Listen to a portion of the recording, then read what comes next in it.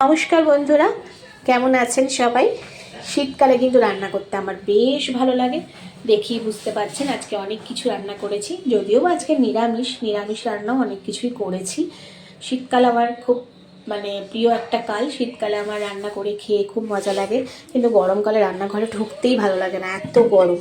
তো ভাত নামিয়ে ফেলেছি, একবারেই ভাত তো করতেই হবে, ভাত দিয়েই সব কিছু এগুলো খাওয়া হবে। আর এটা হচ্ছে উচ্ছে ভাজা করেছি, আর এইদিকে করেছি নতুন আলু দিয়ে মটরশুঁটি ধনেপাতা দিয়ে আলুর দম।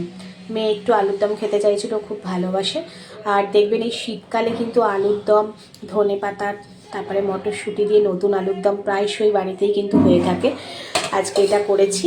আর এইদিকে ডাল করেছি, আর এইদিকে সয়াবিন কষা করেছি। আর এটা করেছি পনিরও মটরশুঁটি দিয়েছি, আর সয়াবিন কষাও ধনেপাতা গরম মশলা দিয়ে করেছি। কারণ আজকে অনেকগুলোই রান্না হয়েছে। এখন মেয়ে সয়াবিনও ভালোবাসে, পনিরও ভালোবাসে। তো পনির যেদিন হয় সেদিন সয়াবিনটা হয়তো খেতে চাইবে না। তো ভাবছি সয়াবিনটা রাত্রেবেলার জন্য রেখে দেবো। আর এখন হচ্ছে এই পনির, আলুর দম, উচ্ছে ভাজা আর ডাল দিয়েই সবাইকে খেতে দেবো। তো বন্ধুরা, আপনারা কে কী আজকে বাড়িতে রান্না করেছেন অবশ্যই কিন্তু কমেন্টসে জানাবেন। আর এটাই আজকে আমার দুপুরের মেনু। আর ভিডিওটি ভালো লাগলে কিন্তু লাইক, কমেন্ট, শেয়ার করতে একদম ভুলবেন না। খুব ভালো থাকবেন, পরিবারের সঙ্গে অনেক এনজয় করবেন। টাটা।